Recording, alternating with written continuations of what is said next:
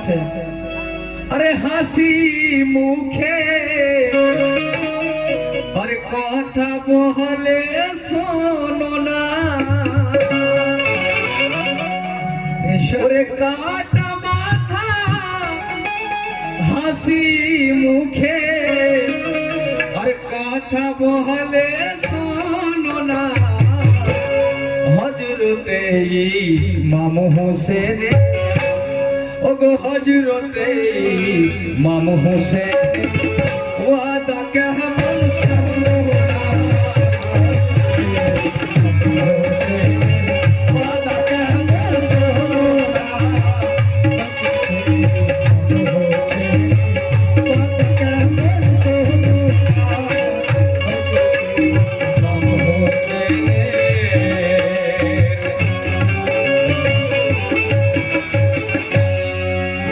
কাদের শোনায় শোনো সেই অমর কাহিনী, শুনলে তামাম নর নারীর ঝরিবে চোখের পানি।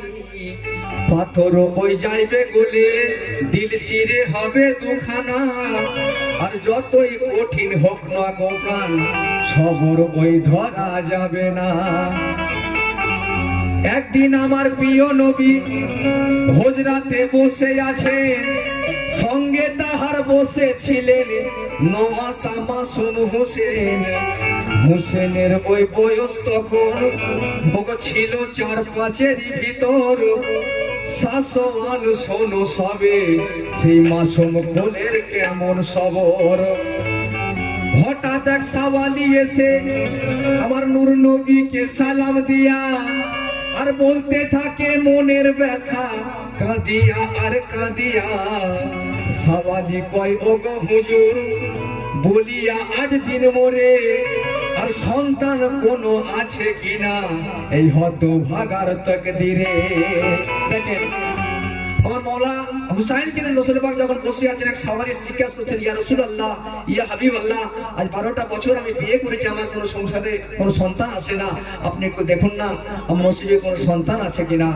তো তখন আমার হুজুর পাক সাল্লাল্লাহু আলাইহি ওয়াসাল্লাম যখন সিজদায় ঝুঁকে দেখলেন যে সাওয়ালির কোনো সন্তান নেই নসিবেতে, তখন মাওলা হুসাইন 4-5 বছরের বাচ্চা, উনি তখন বলেছিলেন যে আমি তো দেখতে পাচ্ছি তোমার নসিবে 7টা বেটা আছে। তো দেখেন এদিকে হুজুর পাক সাল্লাল্লাহু আলাইহি ওয়াসাল্লাম বললেন তাকদীরে তোমার কোনো সন্তান নেই, আর মাওলা হুসাইন বলছে তোমার তাকদীরে 5টা বেটা। যত কথা কি এক যুগ হয়ে গেল, ওগো আশা মনের মিটলো না, আরে সুখের ফুল আজও মোর বাগিচায় একটা ফুটলো না। সাওয়ালির কথা শুনিয়া সাথে সাথে তখনই সিজদায় পড়ে যান, আর সিজদা হতে তুলে মাথা আর বলিলেন মুহাম্মদ মুস্তাফা কি কে দিলে সবর ধরো তুমি, আরে পেও না মনে ব্যথা, আরে কিভাবে বলি তোমাকে আল্লাহর মর্জির কথা, আরে সন্তান কোন নসিবেতে, ওগো সন্তান কোন নসিবেতে, ও তোমার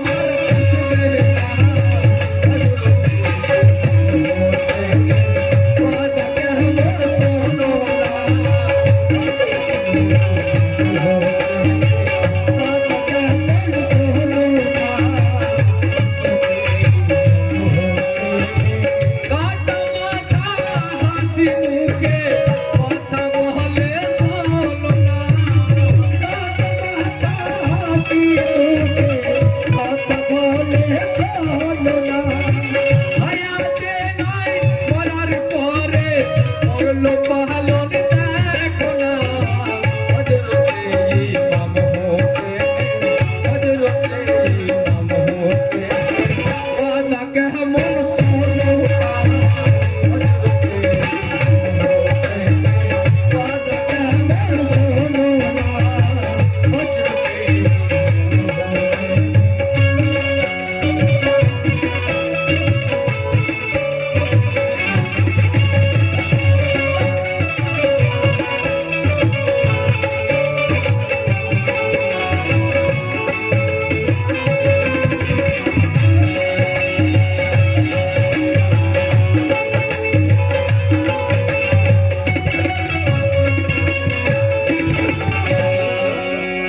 ওগো নূর নবীজির কথায় সাওয়ালির বুকখানা যায় ফাটিয়া, আর ধৈর্য ধরতে পারিল না, উঠল ডুকরে কাঁদিয়া। আরে সাওয়ালির ওই দুঃখে হুসেন সহিতে নাহি পারে, আর হঠাৎ তখন এই কথাটি বলিয়া দিলেন তারে। কে শান্ত তুমি হও সাওয়ালি, শুনে নাও মন কথায় আমার, আর বলে দিলাম শাস্তি বেটা আসিবে ঘরে তোমার। হোসেনের কথায় সাওয়ালি আশার আলো খুঁজে পাই, আর তামাম দুঃখ ভুলে গিয়ে মনেতে খুশি মানায়। খুশিতে সাওয়ালি তখন হোসেনকে ওই বলিল, আর ঘরে আমার রাখতে হবে আপনার চরণের ধুলো।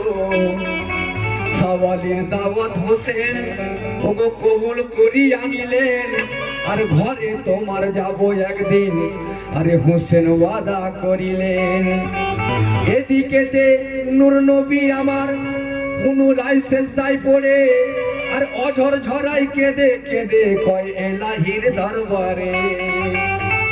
কারণ যখন মৌলা হোসাইন বলল যে আপনার 7টা বেটা আছে, তখন সাওয়ালি বলল যাই পারে হোক, কিন্তু আমার বাড়িতে আপনাকে একবার আসতে হবে। আবার মৌলা হোসাইন তখন ওয়াদাও করেছিলেন আমি যাব। তারপর কি ঘটনা ঘটছে দেখেন। তো যত আঘাত দাও না আমায় বারে বার, ওগো যত আঘাত দাও বারে বার, আরে দিয়ে গো কথা মনে। আরে হযরতে ইমাম হুসেনের আরে ওয়াদা কেমন দেখো না, হযরতে ইমাম হুসেনের ওগো হযরতে ইমাম হুসেন ওয়াদা কেমন শোনো।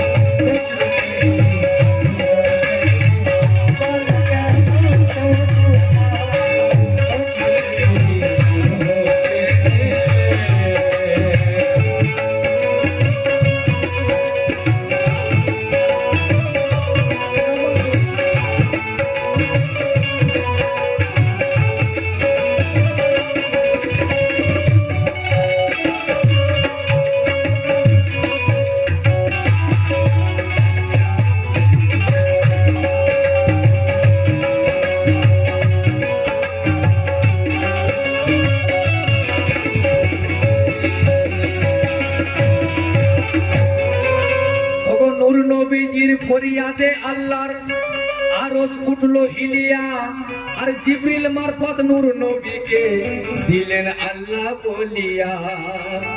করোনা জারি করোনা কো ওগো মেহবুব আমার, আর কবুল করিয়া নিলাম আরে কথা আমি হোসেনার। সেজদা হতে উঠে নবী হুসাইনকে জড়াই বুকে, আর আদর মাকা স্নেহের চুম্বন আর দিল ওই মাথায় মুখে। বেশ কিছুদিন এমন ভাবে অতিবাহিত হলো, আর দুনিয়া হতে দয়ার নবী পর্দা ওই নিয়ে নিল। মা ফাতেমা হযরত আলী হাসানও পর্দা নিয়েছে, আর দুশ্মনীদের দুশ্মনীতে হোসেন ঝামেলায় পড়েছে।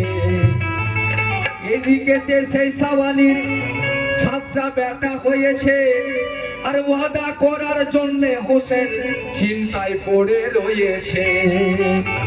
দিনে রাতে কুফররা ওই ওগো দিনে রাতে কুফররা ওই দুশ্মনী করতে ছাড়লো না, আর সাওয়ালির ঘরেতে ইমাম হোসেন যেতে পারলো না।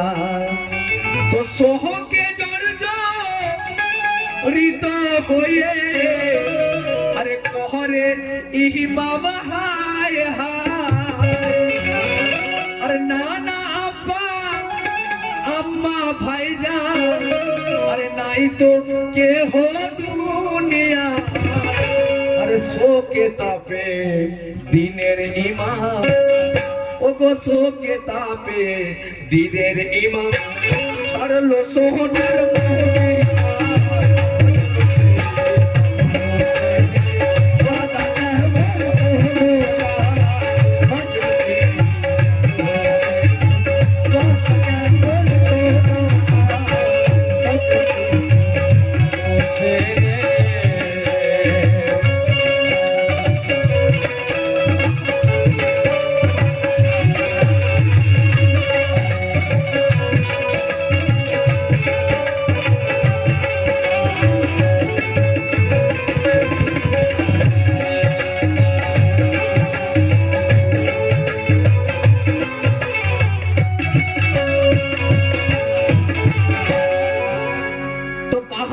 জন সঙ্গী লয়ে শহর মদিনা ওই ছাড়ি আর ব্যথিত ওই হোসেন দিলেন কুফর উদ্দেশ্যে পারি ওগো পথ ভুলে হাজির হলেন হোসেন দাস্ত কারবালায় আর খবর পেয়ে জালিম এজিদ 30,000 সৈন্য পাঠায় ফোরাতের পানি বন্ধু দুশ্মনে ওই করে দিল আর পানি পানি বলে ক্ষুধায় হাহাকার পড়ে গেল একে একে মদিনার যত বীর ওই শহীদ হয় অবশেষে হোসেন হাজির হলেন দাস্ত কারবালায় নসিবের লিখন খন্ডাবে এমন সাধ্য আছে কার দুশ্মনের হাতে শহীদ হলেন দেখো হোসেন ওই আমার হোসেনের মাথা কাটিয়া সিমর বললাম এতে গাঁথিয়া আর পুরস্কারের লোভে চলেছে দামাস্কের ওই পথ দিয়া সিমরের বললামে গাঁথা হোসেনের ওই কাটা শির আর দৃশ্য দেখে পশু পাখি রাও হয়ে গেল অস্থির মা ফাতেমার কলিজার টুকরা মা ফাতেমা কলিজার টুকরা ওগো লালে আলী মুর্তজার আরে কিভাবে নিয়েছে বিদায় আরে হয়ে সিমরের শিকার দেখেন যখন মোলা হোসেনের মুন্ডুখানা কেটে নিয়ে বললাম এতে কেটে নিয়ে যাচ্ছে পথের মাঝে তখন সন্দেহ হয়ে এসছে সিমর তখন চিন্তা করলো তাহলে আজকে যে কোনো একটা জায়গায় আমাকে আশ্রয় নিতে হবে কারণ যদি মুন্ডুখানা কেউ হাত থেকে আমার কেড়ে নেয় তাহলে যে এজিদ আমাকে পুরস্কার দেবে বলেছিল তাহলে পুরস্কার থেকে বঞ্চিত হয়ে যাবে বলেছে কি ওরে কাহা দে আসমান কাহা দে বাতাস ওরে কাহা দে কাঁদে বাতাস আরে কাঁদে সমগ্র ভুব খোদার আরব উঠল কেঁপে হাইরে নসিবের লিখো পশু পাখি কণ্ঠেতে ওগো পশু পাখি কণ্ঠেতে চোখের মাথা শোনো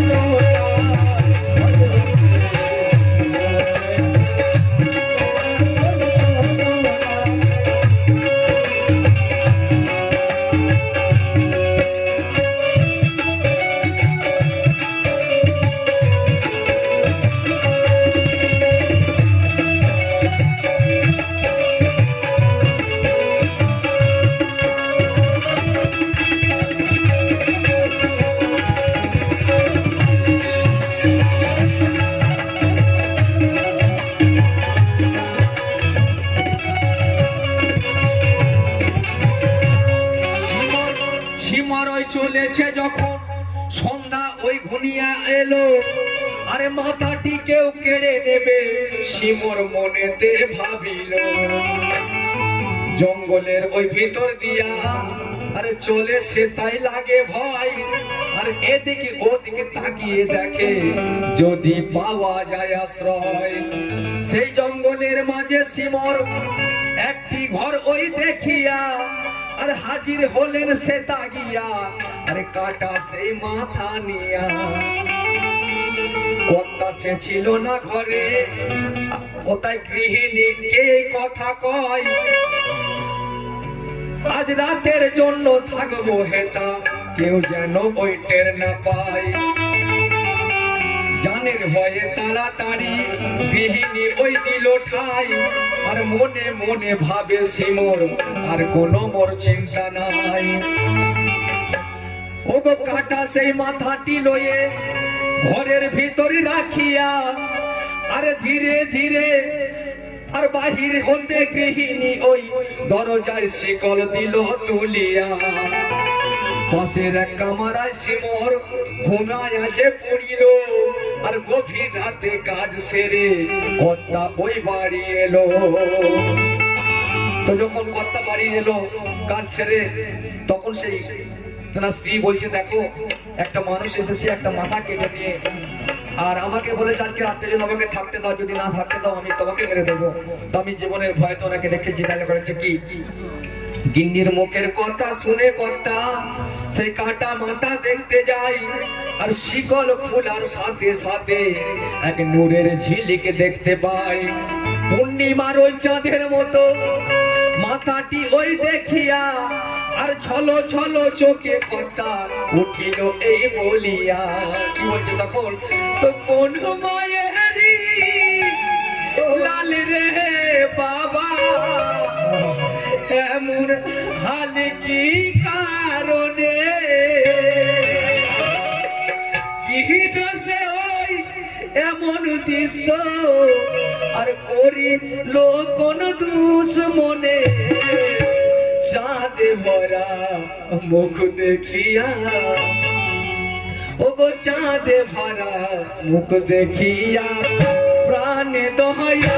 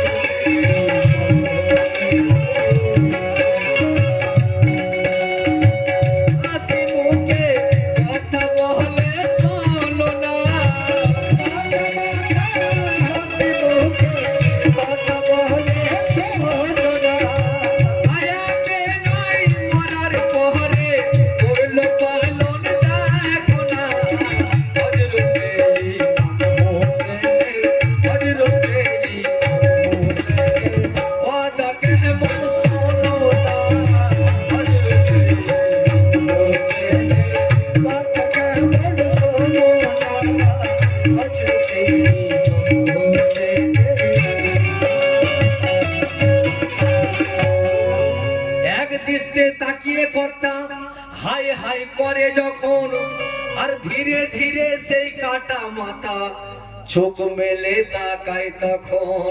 এ মাথা তো যাইতার মাথা নয়, এ তো মাওলা হোসাইনের মাথা।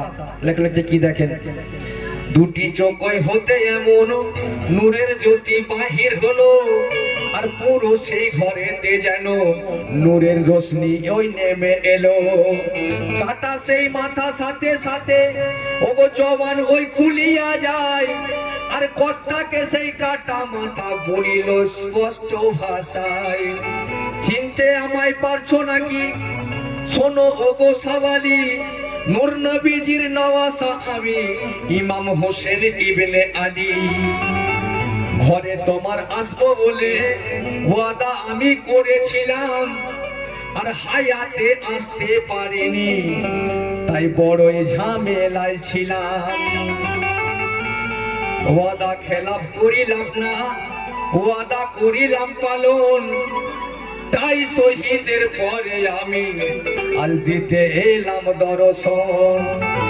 এই ওয়াকে আবার চুকাদে শহীদে কারবালায় খুঁজে আর হকের নসিহাত নানা লিখে দিলেন এই সমাজে। কি কথা? তো ওয়াদা করলে পূরণ তাহা আরে করতে হবে জেনে নাও। আরে ওয়াদা খেলা করবো না কে এই দলিলটি জেনে না। হযরতে ইমাম হোসেন, ওগো হযরতে ইমাম হোসেন